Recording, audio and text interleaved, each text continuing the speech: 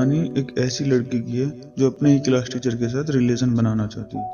Hello friends, स्वागत है आपका फीचर रिव्यू में। दोस्तों, आज हम जिस मूवी को एक्सप्लेन करने जा रहे हैं उस मूवी का नाम है my teacher my obsession. Film की शुरुआत एक चौकीदार से होती है जो फर्श की सफाई कर रहा होता है और अपना काम खत्म करके वहां से जाने ही वाला होता है। तभी उसे अचानक लॉकर रूम में कुछ आवाज सुनाई देती है, जिसको देखने के लिए वो लॉकर रूम की तरफ जाने लगता है। वो देखता है कि वहां पर एक डरी हुई लड़की बैठी है जो उससे उसकी हेल्प करने के लिए कहती है, लेकिन तभी एक और लड़की आती है और उसे वहां से भागने के लिए कहती है। इसके बाद हम देखते हैं कि कायला इस साल की ईयर बुक के लिए स्कूल में सभी की पिक्चर्स ले रही है। वहां वो अपने नए इंग्लिश टीचर क्रिस को देखती है और उसकी ओर अट्रैक्ट होने लगती है। ट्रिसा, जो स्कूल की प्रोमिनेंट गर्ल होती है, वो भी क्रिस को नोटिस करती है। ट्रिसा कायला को कहती है कि वो क्रिस को 2 दिन के अंदर सीड्यूस करके दिखा सकती है। क्लास में अपने नए इंग्लिश टीचर को देखने के लिए सभी बहुत एक्साइटेड होते हैं, खास करके लड़की, और क्रिस ऑलमोस्ट हर लड़की का नया क्रश बन जाता है। क्लास के बाद ट्रिसा बिल्कुल भी टाइम वेस्ट नहीं करती और क्रिस के साथ फ्लर्ट करना शुरू कर देती है।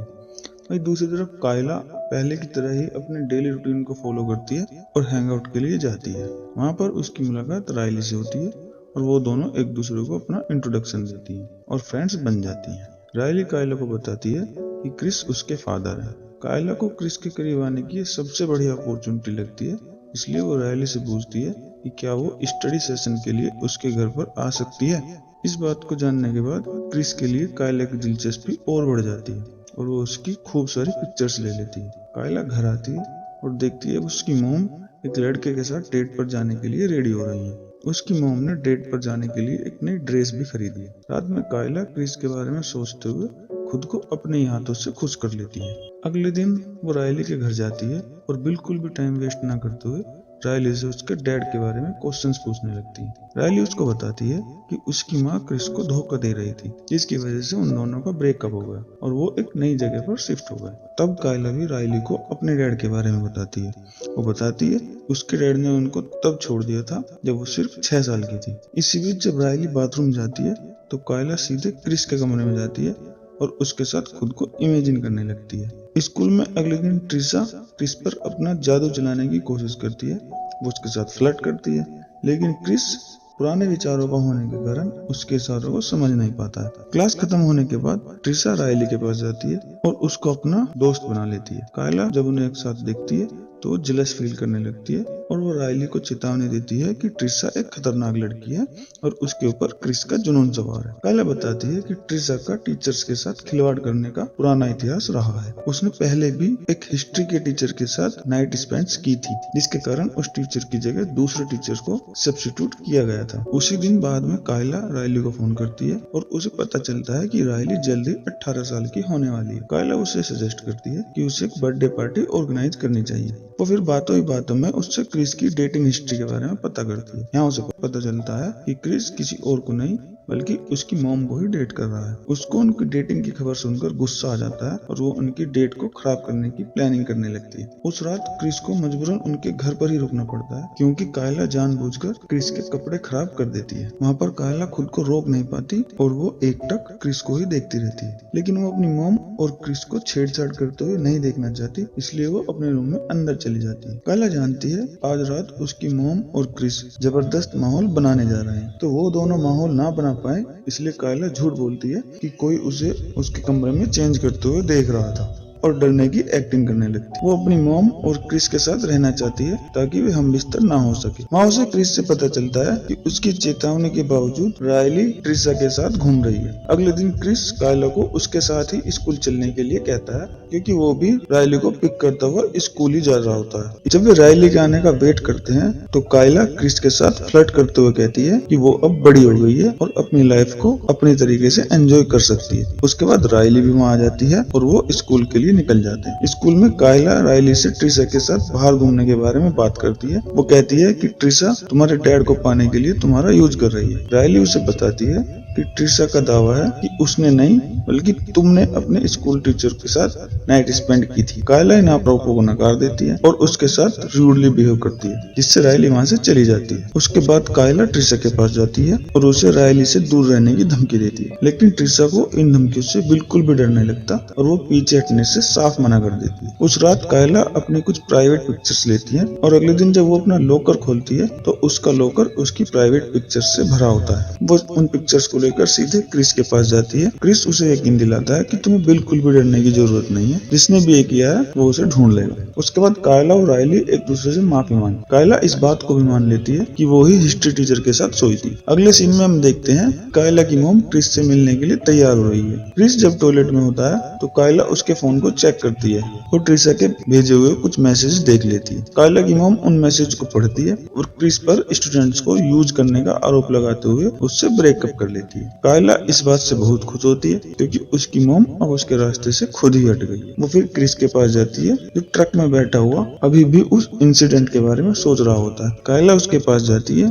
और क्रिस को सीड्यूस करना शुरू कर देती है। वो उसे सीड्यूस करने में सफल हो जाती है और जोश में आकर उसे किस करने लगती है, जिससे क्रिस धीरे धीरे अपना कंट्रोल खो देता है। कायला जो चाहती थी आखिरकार हासिल कर लेती है और बहुत खुश होती है। इसके बाद हमें पता चलता है कि उन मैसेजेस को कायला ने ही क्रिस को भेजे थे। अगले दिन क्लास में क्रिस पूरी तरह से गुमसुम होकर बैठा होता है। ट्रिशा अभी भी क्रिस के साथ फ्लर्ट करने की कोशिश करती है तो कायला उसे बीच में ही रोक देती है। तभी वहाँ पर पुलिस आती है और ट्रिशा को ले जाती है। पुलिस को लगता है कि मैसेजेस के साथ साथ लॉकर से जो कायला की पिक्चर्स मिली थी उनमें भी ट्रिशा का ही हाथ। उसी रात कायला रायली के घर पार्टी में जाती है और रायली को कुछ प्रेजेंट्स देती है। जब रायली वहाँ बिजी हो जाती है तो वो मौका देखकर सीधे क्रिस के रूम में जाती है और क्रिस को सीड्यूस करना शुरू कर देती है। क्रिस कायला को रोकने की कोशिश करता है लेकिन जल्द ही कायला के सामने अपने हथियार डाल देता है और वो एक दूसरे को गर्म करना शुरू कर देते हैं। जैसे ही वे एक दूसरे के अंदर समाने वाले होते हैं रायली अंदर आ जाती है और उन दोनों के कार्यक्रम को देख लेती है। वो इस सीन को देखकर बहुत गुस्सा हो जाती है और वहाँ से चली जाती है। क्रिस उसे रोकने की कोशिश करता है लेकिन कायला उसको रोक लेती है। कायला क्रिस से झूठ बोलती है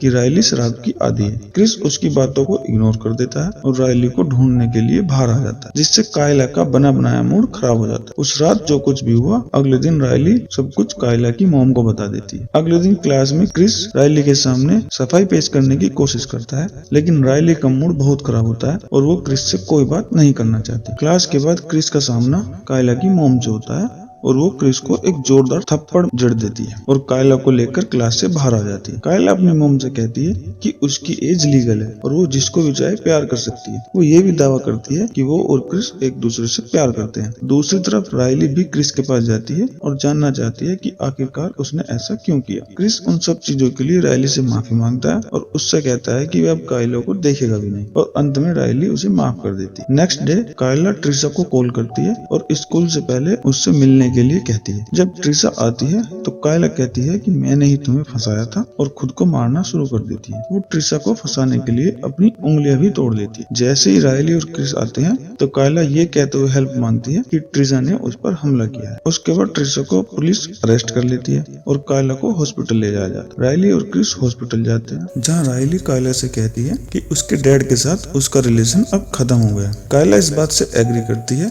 और रायली से पूछती है कि क्या वह उसके डैड से लास्ट टाइम बात कर सकती है और उन्हें गुड बाय कह सकती है। रायली के जाने के बाद कायला क्रिस से कहती है ट्रिशा के चले जाने के बाद वे दोनों फिर से एक साथ हो सकते हैं, लेकिन क्रिस मना करते हुए कहता है लेकिन उनका रिलेशन खत्म हो गया है और वो अब उसे अकेला छोड़ दे। लेकिन कायला के ऊपर अब भी क्रिस को पाने का जुनून सवार होता है और वो हर हाल में उसे पाना चाहती है। कायला कहती है कि वो उसे कभी नहीं छोड़ेगी और याद दिलाती है कि वो उसे हर दिन क्लास में दिखेगी। इसलिए क्रिस उससे दूर होने के लिए अपनी जॉब छोड़ने के लिए डिसाइड करता है और क्लास में अपना सामान इकट्ठा करने के लिए वहाँ से निकल जाता है। कायला हॉस्पिटल से एक स्कैल्पल उठाती है और वहाँ से भाग जाती है। स्कूल में कायला रायली के पास जाती है और उससे कहती है कि उन दोनों में से केवल एक ही क्रिस की लाइफ में रह सकती है और रायली के पेट में स्कैल्पल घोंप देती है। वो फिर क्रिस की क्लास में जाती है और उसके गले पर स्कैल्पल रख देती है और उसे सेड्यूस करने की कोशिश करती है। फिर वो क्रिस को बताती है कि तुमसे पहले मैंने एक हिस्ट्री के टीचर को अपने जाल में फंसाया था। उधर रायली राइली अभी भी जिंदा होती है और कुछ हेल्प मांगने की कोशिश करती है। क्रिस कायला को धक्का देकर भागने की कोशिश करता है, लेकिन कायला क्रिस के ऊपर अटैक कर देती है और उसका सिर टेबल में मार देती है, जिससे वो बेहोश हो जाता है। एक चौकीदार ये हंगामा सुन लेता है और कायला के पास जाता है, जो घायल होने का नाटक करती है और उससे कुछ हेल्प करने के लिए कहती है। जैसे ही वो चौकीदार बाहर हेल्प मांगने के लिए दौड़ता है, राइली उसे वहाँ से भागने के लिए कहती है, लेकिन कायला उसे पीछे से पकड़ लेती है और उसे मार देती है। जिसके बाद राइली और कायला दोनों में फाइट होती है और एंड में राइली कायला को हरा देती है। राइली और कायला दोनों को पुलिस अलग अलग एम्बुलेंस में ले जाती है, लेकिन राइली कायला को अभी भी जिंदा देखकर शॉक हो जाती है। कुछ महीनों बाद क्रिस और राइली एक नई जगह चले जाते हैं, जहाँ पर क्रिस को एक दूसरी टीचिंग जॉब मिल जाती है, जबकि राइली कॉलेज में अपने फर्स्ट डे को लेकर एक्साइटेड होती है। लेकिन जैसे ही राइली कॉलेज के लिए निकलती है तो हमें एक हुड वाली फिगर देखने को मिलती है, जिससे हम मान सकते हैं कि कायला अभी भी जिंदा है और वो अभी भी क्रिस का पीछा कर रही है। और ये मूवी यहीं पर खत्म हो जाती है। मुझे उम्मीद है कि आप लोगों को एक्सप्लेनेशन पसंद आई होगी। अगर आप लोगों को ये एक्सप्लेनेशन पसंद आई है तो चैनल को सब्सक्राइब कर दे और बेल नोटिफिकेशन को भी ऑन कर दे।